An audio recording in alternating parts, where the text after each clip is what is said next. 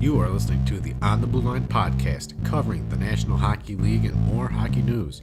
Here are your hosts now, Phil Bernardi and Chad Van Doorzen. Hi and hello, folks. This is a special edition of the On the Blueline Hockey podcast. With me is my host, as always, Chad Van Doorzen. This is a nice special edition of the On the Blueline podcast. We're broadcasting you tonight instead of in the morning. It's August 25th. I like doing this at night better. Yeah, it's a little different. The crickets are chirping. You see a few cicadas out there. I got one on my windshield this morning. Oh, yeah? Did you knock it out with the windshield wipers?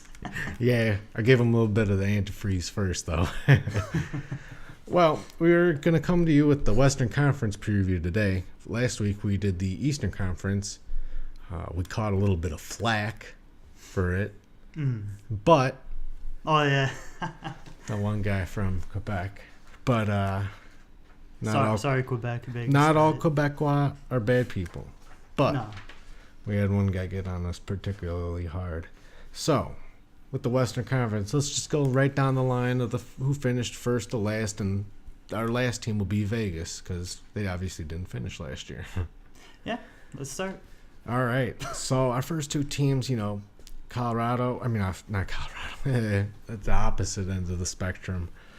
Chicago and Minnesota. So the local team, Chicago, I think, they're going to come back maybe second, maybe even first in the Central.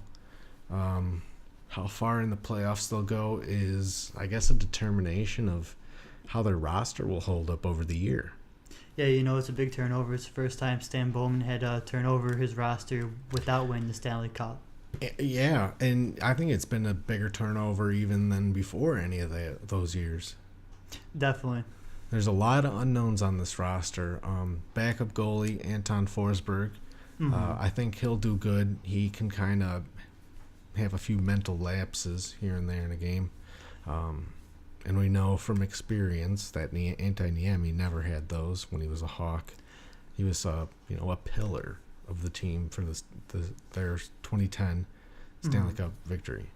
How do you feel about Corey Crawford, going on his own? Like, this is like his first season now. Scott Darling would always back him up when he was going through the rough times, and he did have some rough times, getting injured, getting ill. Especially last year with it being Darling's, best season of his career, and he parlayed it into a new contract in the starting gig in Carolina. I think I just thought of that as a big factor. I think Crawford playing about 60 games, 65 games makes sense. You don't want to have him be like Cam Talbot and playing 73 games. No. You want to have him nice and rested. I mean, he doesn't need all those back-to-back games. We know that he's a proven starter now in the league. I mean, I still am a little hard on him, but... He is very good still. I'm hard on all goalies. Yeah. Including myself. But, I think he'll take Forsberg under his wing. He's an older goalie now. Obviously a lot more seasoned than he was coming into the league. Even though he played, 5 years in Rockford? Right. I think he'll do good. I mean, it's all up to how many games they play him and who the backup is. Assuming it is Anton Forsberg. It could be Jean-François Berube, who they signed from... Well, I think he was a pick of the Vegas Knights and then, was signed by the Hawks. The back guy, it's not only the goalie situation, but the emergence of... the upcoming Connor Murphy from Phoenix. Yeah, he's supposed to make a big difference. Yes, I think that kid will make a big difference. I think Brian Campbell also retiring, that also helps. Yeah, I think they'll have Murphy as like a third or fourth defenseman on the second pair. He'll learn certainly from Seabrook. So I think they'll maybe put him even on the first. Well, they won't put him on the first line with Keith, because Keith is. He'll definitely be like a third, fourth defenseman. He'll definitely be a second line defenseman. Oh, you know who else is the defenseman, the Swedish guy, Forsling. I don't know if he's Finnish or Swedish, but he's one of those. Forsling sounds pretty Swedish to me. Right. Well, I know he's supposed to be, up and coming, even though he wasn't brought up for the postseason like Hinostroza was. But he was expected to come up. Obviously, Forsling was, but he wasn't. And so, I'm sure he got an extended role in the AHL, and I hope that it translates well because he's another part of it. I know Michael Roosevelt also. He'll be a third pairing defenseman, but Forsling I can see being on the first line with Keith, and they having Seabrook and Murphy as the second pair. Be a solid second pair right there. Oh, definitely. Instantly. And whoever's paired with Keith just has to hold down the fort. Exactly. Yeah, Keith can read all the plays. He definitely is like a... Yeah, Bambi has the speed. Definitely. Yeah, I think definitely their offense is going to be high-powered. I mean, you got Tay saying that he needs to play better. And they got Saad back. Definitely, yeah. Saad's going to be huge. The loss of Panarin will hurt, but, having a second playmaker now. Yeah. And, besides Kane. I think, Kane can do it on his own. I think Tays, he needs help. I mean, he was deprived. He can't do it all himself. Exactly. And being the center, him having Saad as a winger is perfect. Strong two-way players, and one more offensively minded than the other. Oh, yeah. Will complement each other, I think, perfectly. Yeah, and Kane still has a center and Anisimov. Yes.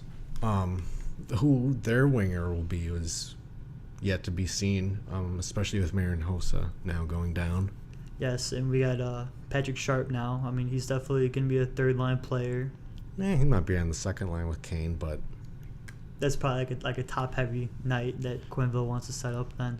I mean, Sharp's an old man now, so he can use all the help he can get for those goals. Oh, yeah. Yeah, and, I mean, third-line, fourth-line center, how is it broken down? Yeah, I think, they always have a sharp second line. I know with the absence of Kruger, they'll have a need for a big, big, big face-off man. Oh, yeah. So, it'll just come down to some of the draft picks battling out for a few spots. We'll see who gets it on the grind line, on the fourth line. Not to leave out, you have the young guns, Vinny Stroza, Ryan Hartman. Oh, Hartman will be on the roster again for sure. Oh, yeah. I mean, he's proved so much. I think they'll bring up Stroza now with Kruger being gone. Yeah, also, for a center that, proved himself last year, even if he doesn't go on the top line with Tays, because like you said, we have Saad, we have Tays, and we have Richard Panak coming up. Well, Nick Schmaltz wouldn't make a bad third-line center. No, he would not. That's a good choice. That's a good find, Chad. That's a guy, that was a guy that's, he was sort of underrated last year for the Hawks, especially, down the stretch.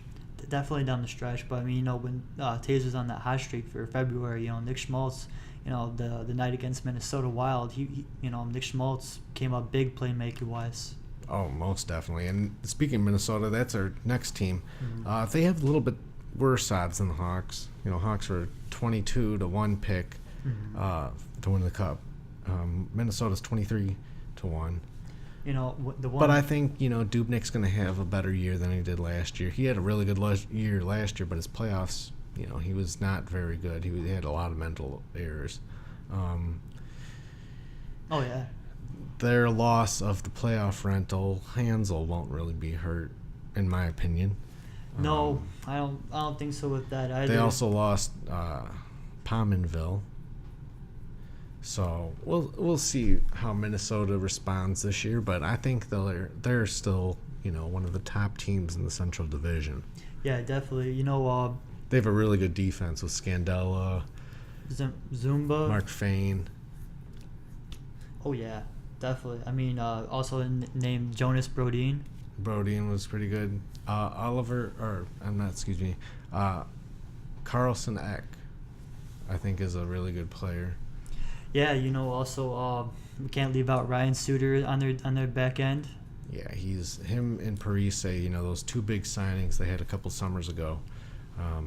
The nearly $100 million contracts for both of them, $98 million, I believe, for each. Those two players have really carried the torch for the Wild. Also, yeah, I mean, Michael Gremlin, you know, his new contract extension, I'm sure he's going to have to. But those two guys, man, perfect examples of hitting it big in free agency and impacting your team. That's exactly what, GMs dream to do in free agency. Yeah, they had to throw some money at them, but they turned out better than expected, I think. Oh, yeah, definitely. Yeah, I think Minnesota is going to play, very strong. I mean, they have a very balanced team, is how I put it.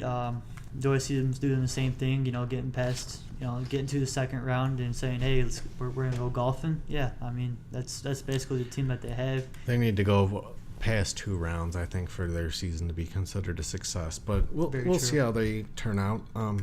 I think Anaheim's their next team next, I believe, Chad. Now, their odds are 14-1 to win the Stanley Cup, according to the Hockey News. That's who the odds we're getting from is our source, the Hockey News, in their yearbook edition. I don't know if they're basing it off that last postseason with Edmonton, but that was a tough battle. And, being down like 4 goals how many times and they came back. Yeah, Corey Perry and Ryan Getzlaf are another year older. How will they handle the pressure? Ryan Miller is also another year older and lined up to be the backup, which he's never been in his career. Yeah, it's definitely, they have a great defensive corps. Lindholm and Vatanen. Yeah, and they just get younger and they just get better on defense. So, Cam Fowler had a bounce back year. Yeah, he's going to have to. He's got to prove his contract that he just got signed for. Also. Yes, there was a lot of money thrown around in Anaheim's quarters. Yeah, as always. They're big spenders too. But, that's definitely where I could see it. Them being a big Stanley Cup contender, no doubt. They're very close every year too. Now, do you think they'll match up well with Edmonton, the next team on our list? I don't know. It's really tough to say. On the. Edmonton. Do you think this is going to be a breakout year for them? Edmonton. See, I'm back and forth because their team got bolstered. But do you think they'll take a step back? Maybe. Is Patrick Maroon going to have another 27-goal season? And you got rid of another 20-goal scorer. You had 5 20-goal scorers in Jordan Eberle and Patrick Maroon. Patrick Maroon isn't a consistent 20-goal scorer in Jordan Eberle. He also takes out the trash in front of the net. Yeah, I know. Picks up the loose rebounds. And tips them. And that kind of guy's invaluable. I think they got a good return for Jordan Eberle. Mm-hmm. But is it going to be a better year for McDavid and Draisaitl now having their 2 contract extensions? Yeah, I think, when you think about it, I think it might be a step backwards. Because, in the article it said, Connor McDavid, Draisaitl, for a lot of their points, they were both together on the line. How effective will it be in a 1-2 punch? Obviously, in the postseason, they did very well. It's tough to say, Phil. I think they're going to have a really good year. They're 10-1 odds favorites to win the Stanley Cup. The Hockey News also has them being predicted to lose to the Penguins in the Stanley Cup Finals. So I think Edmonton will definitely make it to the conference finals this year. That's safe to say. Now Cam Talbot will not. They cannot have him play 73 games. They just can't. Mm-hmm. That is just. I know they needed him, but that is just straight idiocy. Excuse me. Because they need Laurent Brossoit to be a lot better, and so they can, be confident in him more. Otherwise, they're going to have to trade for a backup or pick someone up off of waivers or something. Yeah. Because they just cannot have Talbot playing 70 games. Because that's injury risk. He's going. Do you think he'll be mentally capable of, playing all those games again? Like you said, back-to-back seasons, it's unlikely. A lot of goalies don't do it. Hope he wasn't. Look what. But he's had to play so much hockey. Holtby. I mean, last year was a much-deserved break for him, considering he only played 60-some games. Yeah, even though Holtby's in the Eastern Conference, that's what you wanted to make that comparison. And it looked very fresh. He looked very fresh in the postseason. He couldn't do it all himself, granted, because it's the Capitals. Right. They always seem to be cursed, but he couldn't do it all himself. No, and you're And saying he the did as same much thing as to he Talbot? could. Some of the other ones were just mental errors on his teammates' sake. And, Cam Talbot really didn't let in soft goals, so to say, like that. Not that those are always soft. Those are really hard ones to make or save and stuff off your teammates' mistakes. Well, going off, Edmonton, last year how they're really banging the puck in to get their goals. I mean, they definitely weren't soft ones. They were crashing right into Cam Talbot. And they're crashing hard at him. Yeah, he just can't play. Goals. He can't play 70 games. I'm sorry, but that's just that in the stupid. postseason. I mean, if you're not making the postseason, I'm sure, it's not that big of a deal. Then Maybe it's they sort weren't of a counting on lost that. cause too. Even I mean, Yeah. It's just stupid. But anyways, let's go to the next one. I think it might be a breakout year for St. Louis. Now, this is more of the team I've been sort of back and forth on than Edmonton. Will Braden Shen be worth trading Yuri Laterra for? Was it Yuri Laterra? He was a second, third line guy, right? Not a first line, second guy. Yeah. Well, Brayden Schen's, first line, second guy for sure. So You think he's going to be paired up with Jaden Schwartz? I mean, we looked at the numbers earlier. They had identical points. I think they complement each other well. yeah, I mean, it's not like Tarasenko. I mean, he could score without a center. So I mean, that definitely helps.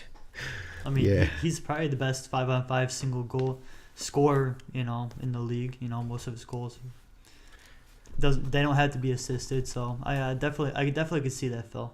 I got to say, I think Jake Allen's going to have a better year consistency-wise than he did last year. He's a year older, a year wiser, as they say. But I think, being under the wing of Marty Brodeur last year really helped him a lot prepare into the playoffs and throughout the playoffs. Because after he was left home on a road trip that St. Louis had, he literally, had flown the coop and just taken off. Mm-hmm. Yeah, I definitely could see Jake Allen have another better year. I think that it was early in the season, but Ken Hitchcock he did something like a situation I remember that you said you didn't agree with, and I didn't think anything, good of Ken Hitchcock either. But he had him sit and then he had him go back. I don't remember the whole thing, but yeah, I think that. Oh yeah, that was definitely- another one. Yeah, in Yeah. the playoffs, I As- believe.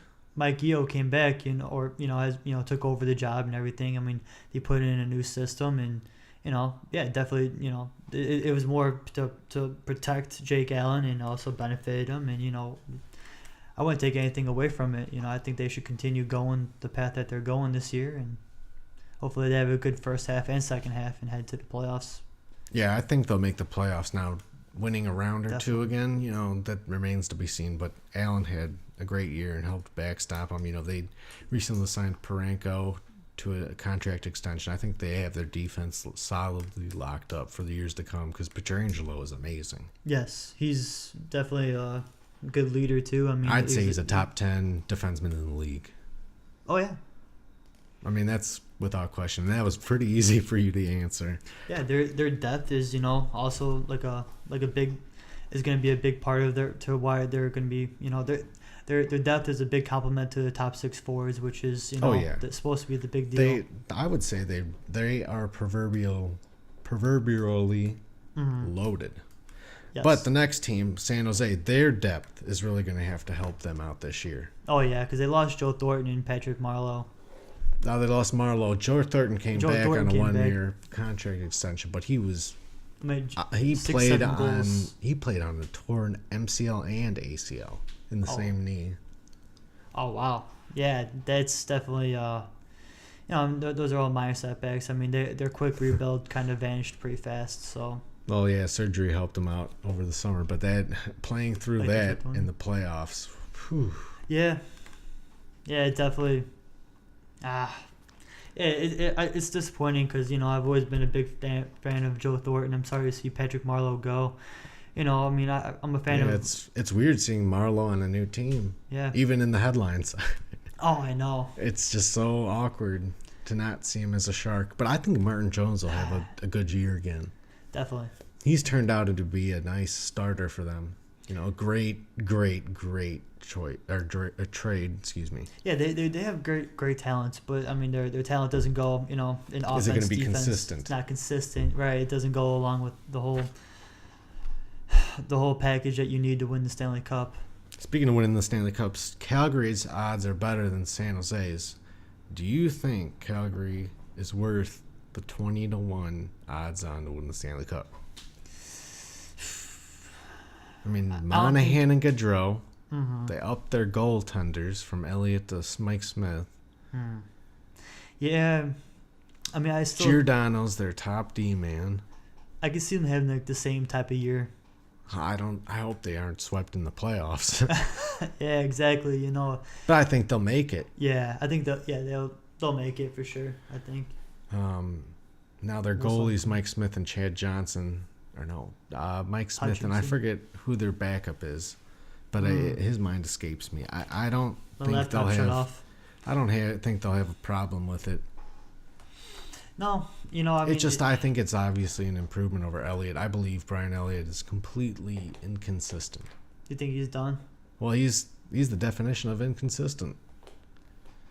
He's just hot for a few games, cold a few games, cold a few games, hot a few games. It's just so weird to see, but I think they definitely are a lot better equipped this year to make a good postseason run.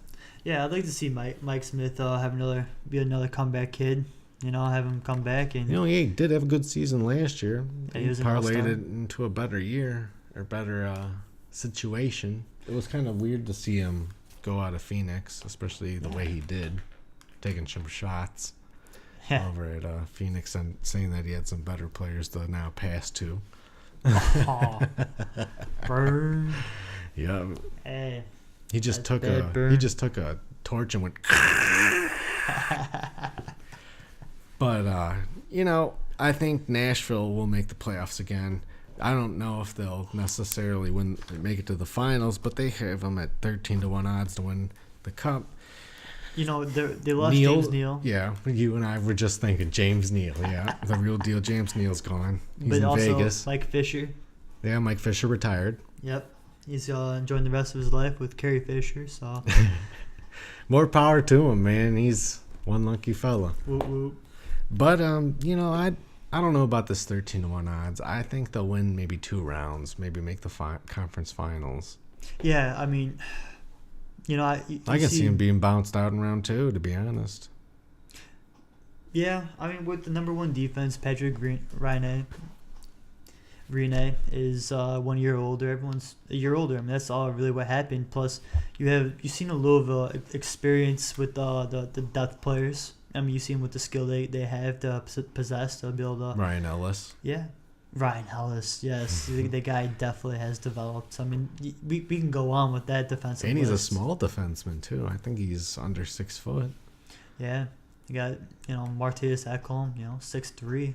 Ekholm and Subban definitely were a big part of their Stanley Cup run, and I think being a year older, they are definitely a year wiser. I mean, look at Subban last year. He had a lot of great plays where he was very aware defensively. Oh, yeah, and they're dynamic, too. I mean, you have with Subban and Yossi on the same line. Like, that is just a pair.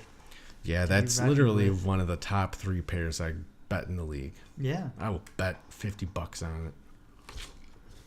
Hey, what are their odds, by the way? They are 13-1 odds to win the Stanley Cup. Yeah. I think they'll definitely win right. 1 or 2 rounds.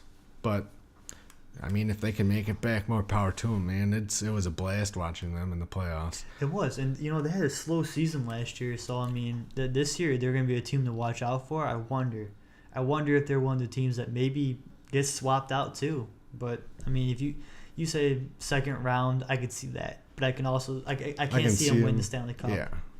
I don't think they'll make it back. But I think Winnipeg will make the playoffs for sure. The prediction was 27, 2018. In the article that was, it was an issued magazine. If anyone's read it a while back on the Hockey News, they were predicted to win 2017, 2018. Their odds are 35-1. Correct. Now, it didn't mention that, how the article didn't mention how they were supposed to take a step backwards, or what they're going to be within from when the time the article was written to the time that 27, 2018 now is coming. They didn't say that. Help me out with that one, Phil. Well, I think that the biggest thing this year is, Scheifele's a year older. They have Wheeler. They have Line, who's now a year older. Yeah, they had 5 goal scorers. 40 goals last year Line had? I mean, He was neck and neck with Matthews for a good chunk of the season. Now I think they upgraded their goaltenders. Yeah, then Line got hurt. Yes, he got hurt, and then Matthews just ran away. Oh, yeah. But they upgraded their goaltending situation with Mason instead of Mike Hutchinson now, and so it's going to be Mason and Hellebuck. And we're big fans of Connor Hellebuck's on the podcast. We were. He was a big reason they were winning early on in the season last year. Yeah. So I think having them, Bufflin's going to be a little bit better now. Will he be slower this year, being older? Enstrom was pretty good. Yeah, it showed, no sophomore slump. He did pretty well. It'll be interesting to watch Winnipeg this year. More interesting than last season's. Yeah, they were injury prone too. The goalie situation, we had no idea what went wrong with that.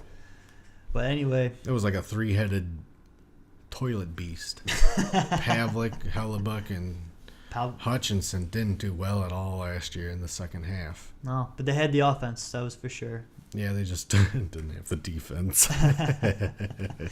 So we'll see what they look like this year. I think the only weak spot right now is the defense. It shouldn't be though, but you got to spend money on other spots. Obviously, you can't cover all your bases. I mean, a lot of teams aren't that smart. No, they're not. You see a lot of follies and. I think they'll make the playoffs, but yeah, according to the Hockey News, they won't. Next is Los Angeles. Now, do you think LA will make the playoffs? I know that they're on a rebuild on the fly. I can't see them. No, usually those rebuild on the flies usually have a 25% rate of working. Like the San Jose Sharks, it worked for one. The rebuild on the fly was to the Stanley Cup, then a huge drawback year. And then now you have nothing to, the next 3 years at least. Yeah, and I don't think LA will make the playoffs. No. It's hard to say that because I like Jonathan Quick. He's a nice American-born goaltender out of Connecticut. Mm-hmm. But, he really can't do everything himself. He tried his best last year. I mean, he had that awesome, save where he literally karate kicked the puck out of the net. I mean, oh yeah, that might be one of the top 10 saves of all time, in my opinion. Yeah, Jonathan Quick definitely. He just looked at the puck and lifted his leg off the ice and just kicked it out like he was Bruce Lee. I'd never seen a goalie who could actually look at the puck and then has the time to move over to block it. He just said, I'm just going to stay here and kick it out. He's so skilled. Yeah, it's him and Doughty. Kopitar has to have a better year for sure. He did not have a good year whatsoever last year. Where are the goals? You'd think that switching to captaincy, to Anze Kopitar from Dustin Brown. He is like a Taves Jr., a great defensive-minded forward, but he could score so many goals. Maybe more goals if he wasn't on a defensive team. Maybe the expectations are too lofty for him now. Maybe he reached his peak and's going down the mountain with his career. 30. But he's only like 30, 31. I think. Yeah, he should have a couple more good years left, but who knows with his skill set? He might just be a Bergeron for all we know, which is not a bad player to be whatsoever. No, he's production-wise, that's... Patrice Bergeron's more of a defensive center. Well, but I'm just saying, that's kind of what Taves is, and so is Kopitar. Yeah, they are in that category, too. But he's no Datsuk, as far as those Selke candidates are concerned that we just mentioned, defensive forwards. Yeah, he's a king. He's a little bit more gritty. Not, A little bit more skilled too. Yeah. So Yeah. another team you were looking at earlier was Dallas. Now the Hockey News has them as 15-1 odds to win the Stanley Cup. Yeah, that's what scares me. I mean, you don't want to add more to that Central Division that that they're in. That's what they're saying is that's their only problem is the Central Division. You don't know what's gonna happen, and they're all great teams. They're all, They're all pretty much neck and neck in the Central, except for maybe the Avalanche at the bottom there. Ooh. But yeah, sorry, I didn't mean to. it's okay, man. Some teams got to come in Remind you. last. We all can't finish first. There has to be a loser somewhere. But I think Dallas will make the playoffs. I think maybe they'll win round 1. I don't think they'll win 2 rounds. I can see them not making the playoffs, but I think they will make it. Yeah, I can see him going short. I mean, It depends on Ben Bishop now. Ben Bishop. This is really his starting point, like his crucial point in his career. Mm-hmm. He got pushed out of Tampa by Andrei Vasilevsky, who played lights out for them. Yeah. So they just traded him to the Kings for Peter Budaj. Budaj's now a very good backup for Tampa. Yeah, So now Bishop had to move. And now he's got a starter's position over Lettinen or Niemi, whomever. Niemi's gone. Oh, Niemi's gone. Yeah, that's right. He's with Pittsburgh. My Yeah. apologies. Yeah, it's going to be Lettinen's first time as a backup in his career, too. I tell you what, man. I mean, their offense, there's no excuses. They definitely picked up with their depth. Defenseman-wise, I don't even know because they have such a young core. They only have Jacob Klingberg. That's all who I only know. Yeah. Otherwise, they're a bunch of young guys and a bunch of unproven guys. I think that's the one thing that they're going to be missing out on. But, Here's a very interesting proposition. We know that Ben Bishop has been injury-prone in the past. Maybe because of his height, he's a little too big. But their backup, Kari Lettinen, wildly inconsistent last year. So, I mean, that's saying if So now you need to you got to rely on your backup. I think Bishop will play 60 games. Mhm. That's fair to say. Maybe 55 plus. But if Lettinen's so inconsistent, how are you going to really... You're going to have to battle a lot of games. Yeah, I mean, it's not like their first round Like a pick lot of the of season. games. Hmm? Like a lot of games. Oh yeah. I tell you what, their first round pick, he's not gonna be ready for a while, so that goalie situation is definitely it's bad. It's like a It could be dark worse hole. than last year, almost. It could be. Mhm. But I think Dallas will, they're a bit wiser, a year older, a year wiser. We said it earlier. We've said it numerous times You know what? tonight. If their offense could produce the points that it did 2 years ago, oh yeah, they definitely they can. I mean, their goalie situation won't even matter, and I'm sure if Ben Bishop, as long Well, as they'll it need doesn't- him to be consistent at least. yeah, or not injured. At least so. knowing what you're getting, yeah. And they just can't afford to have him go down. But speaking of Dallas, that was a team that was moved from Minnesota, and we welcome a sponsor on the hockey podcast, on the Blue Line podcast from the state of hockey. The state of hockey is Minnesota due to numerous amateur and collegiate hockey teams, as well as the Minnesota Wild. Former teams being the Minnesota North Stars and the Minnesota Fighting Saints. And speaking of Minnesota, I cannot wait to get my Met Center t-shirt in from Sauce Hockey. Oh, dude, gotta love the old Met in Bloomington Mini, where the North Stars used to take on the Hawks in one of the greatest rivalries of all time. Good Yeah. old Basil McRae against Stu Grimson. Oh, man. There are some real big battles. We're also on jedcastradio.com, WJOB 1230 AM, 104.7 FM, and WJOB1230.com. You can find us on YouTube at On The Blue Line. We have a couple pages on Facebook, and on Twitter. We have a Twitter profile at Blue Line Podcast. You can find us on Facebook at On The Blue Line, and on Instagram at On The Blue Line 1. So I gotta say, man, we got a couple more teams, 4 more teams left. We'll go next with Arizona. Now we're getting to the bottom of the barrel where the odds are not so good to win the Stanley Cup. 55-1. Yeah, I know. I remember Arizona has Nicholas Chalmerson. They got Antti Ranta. Antti Ranta for their additions. AKA Antipasta.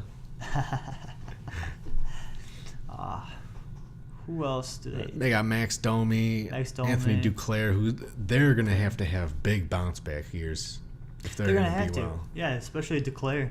Yeah, he fizzled out last season. Yeah, but I mean, their rookie starts. You know, I mean, they had some flash, but you know, I mean, that was just a hype. You know, we've been deceived ever since that. But let's see, no more Shane Doan. They didn't bring him back. Yeah, that's going to be different to see too. This man spent his whole career with the organization. He's the last remaining Winnipeg Jet in the league. Oh wow. Yeah, he's not. Oh yeah, then he's the last of the Mohicans. And yep. Who else is there now? Oh, Ekman Larson is the big deal, huh? Unless I said that wrong. Oliver Ekman Larson, yeah. Oliver, OEL. He's a good player, man. He's a good player. He's going to have a bounce back year, too. I mean, it all revolves around a bounce back for the Phoenix Coyotes if they're going to do well. I can't see them doing any better than Vancouver. I think Vancouver will overtake them in the standings on Vancouver's 100-1 odds to win the Stanley Cup. But they're rebuilding. They're rebuilding, and I think they're taking their time. They're doing it how you should do. You can't always rebuild on the fly. They did the right thing and turned over a lot of their roster so they can bring some guys in that they... Arizona or... Vancouver. Okay. Oh, yeah. I think, they're obviously going to rebuild. They're going to stay near the bottom of the Pacific. But, could they get hot? Yeah, of course they'll get hot in the season. I think they'll be... Will it matter, though? Well, no. Yeah. Depending on the time, it'll matter. Probably, if it happens early on in the season, there will be a huge media blitz about them being, contenders, this and that. Who's their goaltender this year? Oh, man. I want to say it's Jacob Markstrom, but I could be mistaken. It's, Markstrom. They had a huge roster turnover. They don't have Schneider there anymore. No. They should get rid of the Sedins, while I'm sure somebody would, maybe Florida would like them. I don't know. That's an interesting one because of I'm just not sure who will take an old package. I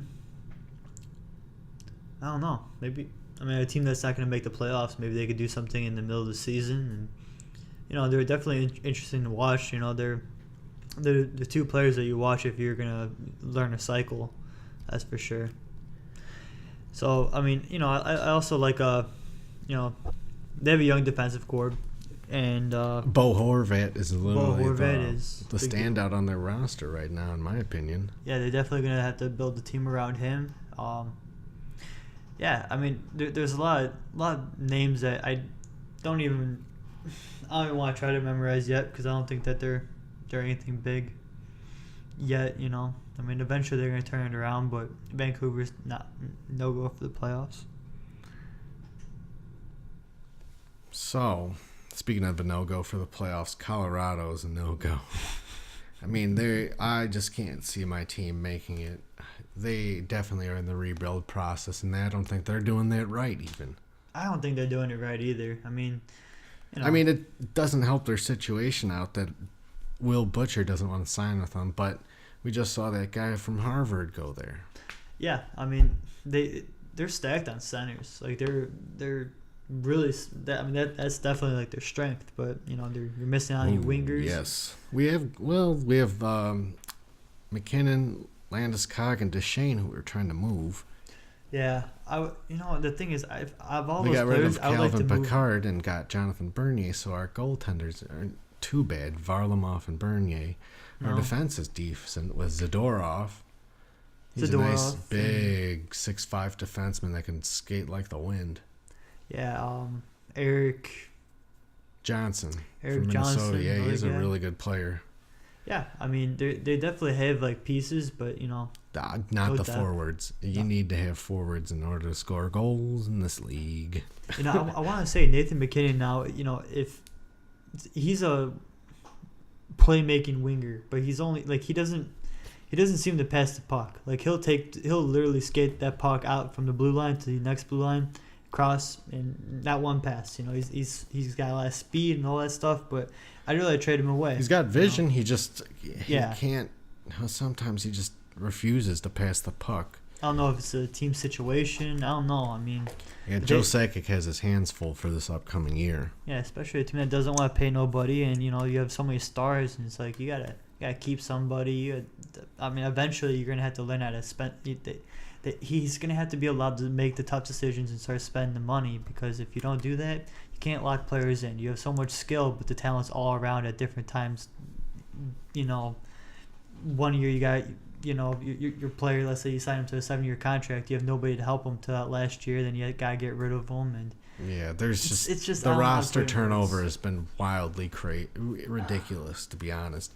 I mean, as I've said before, you got to spend money to make money. Yeah. And in order to make some progress and success, you got to spend money.